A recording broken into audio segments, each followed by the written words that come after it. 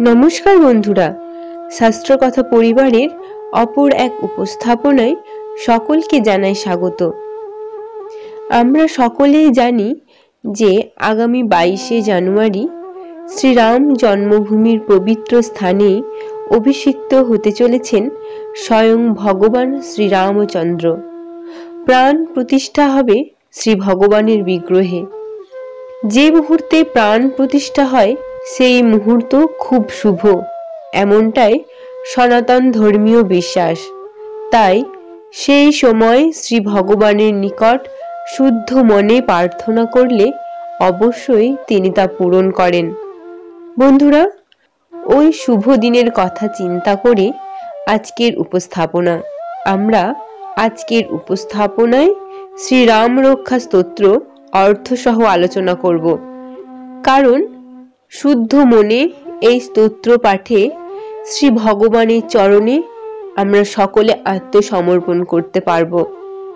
প্রাণ প্রতিষ্ঠার শুভ মুহূর্তে আত্মসমর্পণ করলে তিনি অবশ্যই আমাদের সব দুঃখ থেকে রক্ষা করবেন। শ্রীরামচন্দ্র চরণৌ মনসা স্মরামি, শ্রীরামচন্দ্র চরণৌ বচসা গৃণামি, শ্রীরামচন্দ্র চরণৌ শিরসা নমামি, শ্রীরামচন্দ্র চরণৌ শরণং প্রপদ্যে। শ্রীরামচন্দ্র চরণৌ মনসা স্মরামি, শ্রীরামচন্দ্র চরণৌ বচসা গৃণামি, শ্রীরামচন্দ্র চরণৌ শিরসা নমামি, শ্রীরামচন্দ্র চরণৌ শরণং প্রপদ্যে।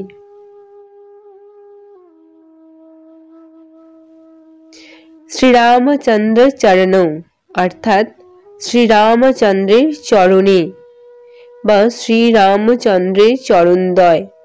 মনসা মনের দ্বারা, স্মরামি অর্থাৎ আমরা স্মরণ করি। শ্রীরামচন্দ্র চরণৌ অর্থাৎ শ্রীরামচন্দ্রের চরণ যুগলকে, বচসা অর্থাৎ বাক্য দ্বারা, গৃণামি গুণগান করি।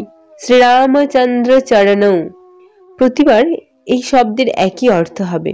শ্রীরামচন্দ্রের চরণ যুগলকে, শিরসা অর্থাৎ মস্তক দ্বারা অর্থাৎ মাথা নত করে, নমামি অর্থাৎ নমন করি। শ্রীরামচন্দ্র চরণৌ শ্রীরামচন্দ্রের চরণ যুগলে, শরণং অর্থাৎ শরণ, প্রপদ্যে অর্থাৎ প্রাপ্ত হওয়া। আমরা এখানে শরণং প্রপদ্যে অর্থাৎ শরণ গ্রহণ করা এরূপ অর্থ নেব। আমি একাগ্র মনে শ্রীরামচন্দ্রের চরণদ্বয়কে স্মরণ করি এবং বাক্যের দ্বারা শ্রীরামচন্দ্রের চরণের গুণগান করি। মন ও বাক্য দ্বারা শ্রীরামচন্দ্রের চরণে প্রণাম জানাই এবং তার চরণে শরণ গ্রহণ করি। বন্ধুরা, আমরা রাম রক্ষা স্তোত্র বা শ্রীরামের নিকট আত্মসমর্পণের যে মন্ত্র তা জেনে নিলাম অর্থসহ।